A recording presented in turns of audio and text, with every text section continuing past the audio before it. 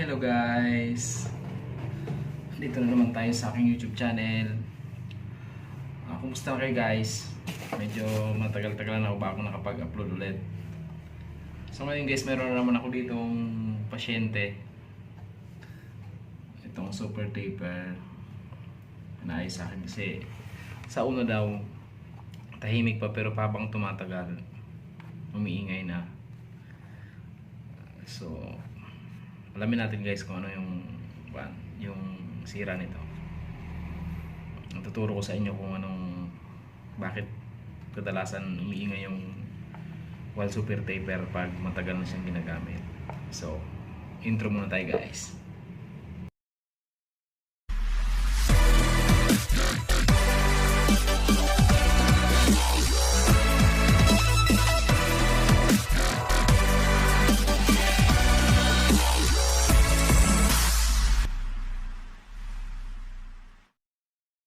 So ito guys yung clipper ng napaay sa akin. Ito siya. Sa una medyo okay pa siya, pero habang tumatagal paingay siya ng paingay. Grabe oh. Kanina tahimik pa to eh. Pinandar ko ng pinandar, pero ingay na siya.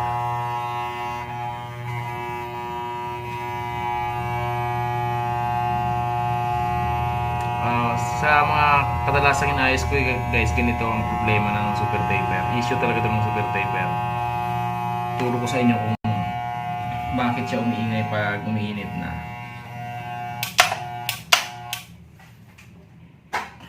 Ito guys, open natin para malaman natin kung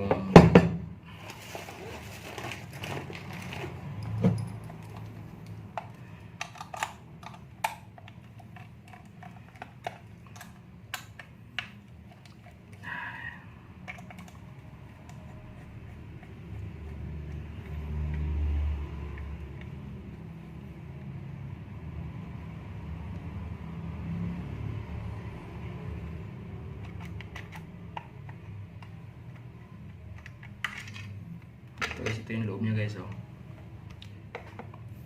Original wall super taper siya. Pinandar ko siya ng pinandar. Ito, sobrang init na siya. Maingay na siya guys. Kakalasin natin siya guys para malaman natin. Ito guys oh.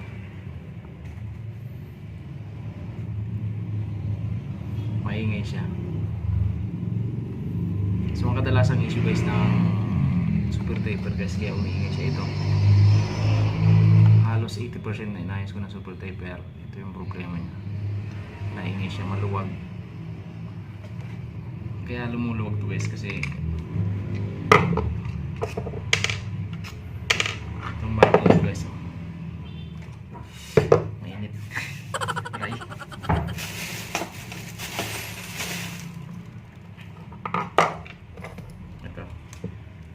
Itong baka na to guys oh. Ito. Sa totoo lang guys, ang issue nito, itong baka na to kulang to ng isang piraso. Siguro sinasadya nilang kulangan kasi para after 1 year ingay na siya. Siyempre yung ibang mga walang alam sa clipper, bibili na naman bago kasi sira na yung clipper nila. Maingay na. Kasi guys, umiingay ito kasi, di ba, sabi ko kanina, pag yung andar ng clipper bago pa, sa unang bukas mo, matahimik pa siya, pero habang tumatagal, paingay na ng paingay siya. Kaya paingay ng paingay ito guys, kasi ito nga yung bakal na to, itong plastic, pag umiinit na yung makina, medyo lumalambot yung plastic. Itong plastic na to, itong plastic na to, lumalambot yun guys, kaya sobrang init lumalambot, kaya umiingay siya, maalog-alog na siya. So ang ginagawa ko guys, yung iba nilalagyan nito ng pandikit. So ako di ko nilalagyan ng pandikit guys, kasi pag uminit na naman may tendency na balik ingay ulit. So sinasabi ko nga sa inyo, may kulang to ng isang bakal, ito, isang ganito. So wala akong may gun eh, pero ito, isang ganito siya guys. So ang ginagawa ko niyan guys, lalagyan ko to ng isang piraso, sinisingitan ko siya ng isang piraso para matanggal yung ingay niya guys. Ang ginagawa ko, so palamig-lamigin ko muna guys kasi medyo mainit.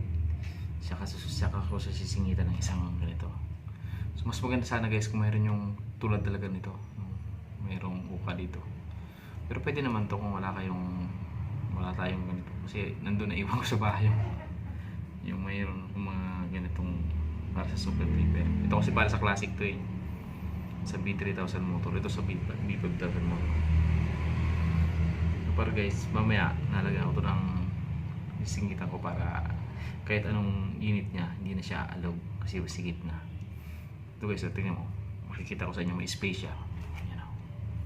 Ayan o, hindi siya siksik, mayroon siyang awak, kaya medyo umiingay siya. Pero hindi pa ito na-rewind guys, so bago pa yung makina niya. So ngayon guys, ilalagay ko to dito para matanggal na yung ingay niya, kasi namumroblema na yung may-ari kasi nagugulat daw yung mga ginugupitan niya. Ito guys, medyo mainit pa siya. Okay guys, ang gagawin natin, iuurong muna natin itong dito, kakalasin muna natin ng konti palabas para may sabay natin. Kasi pag siningit natin ng isa lang, mababalik ko ito, hindi ito papasok basta. So ang gagawin natin, pupukpuin ko muna ito palabas ng konti para isabay natin yung papasok mamaya. Hindi mainit pa rin eh, kaya malambot na pukpukin.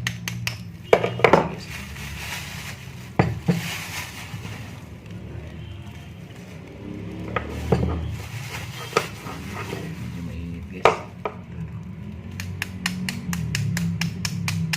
Ayan. So umangat na siya guys. Saka natin siya isingit sa gitna. Huwag nyo lalagay sa gilid guys kasi mabubutas yung plastic nyo. Maaaring maputol yung wire natin, yung magnetic wire natin. Kaya ingat-ingat lang guys kasi pag naputol yan, mabubutas yung plastic, mapuputol yung mga magnetic wire. So may tendency na din siya andar. Kung sayang ang makina natin, mahal pa naman yung makina ng mga.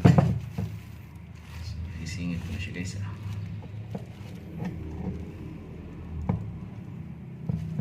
Okay, so sinisingit ko na. Yan. Gagawin ko guys, pupukuin ko lang dahan-dahan yan. So, para ito, nasa pinakawis sa mainit yan, pupukul siya ng dahan-dahan papasok. Yan ang pantay guys. Ayan na, pumasok mo siya guys. Ayan, papasolid ko na sabay-sabay para yan.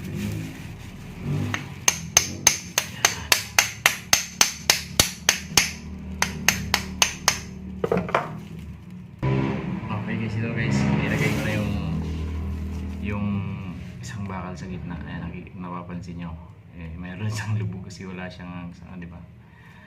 Wala siyang, pero okay na to guys, hindi na siya alog. Ito lang ang sekreto guys, kaya minsan sobrang ingay ng clipper natin, may kulang talaga siya ng isang bakal dito sa gitna. Siguro sinasadya nila yun, pero parang ewan natin. Yun talaga guys, kadalasang issue ng super taper pag mga tumagal na ng isang taon, umiingay siya dahil nga sa alog siya kasi kukulang ng isa. Napansin ko sa halos lahat ng inayos ko ng super taper. Ito guys, kakabit ko para matesting natin kung okay na talaga siya, hindi na siya maingay.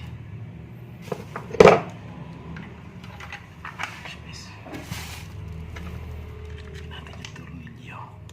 Yan.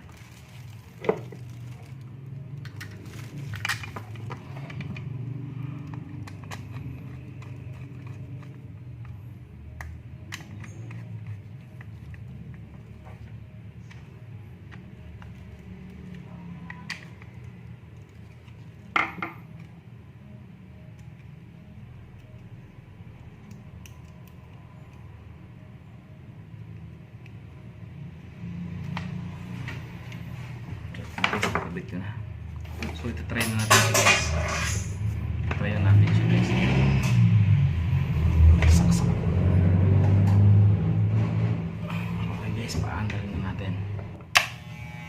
Yan siya guys. Tahimik na siya guys.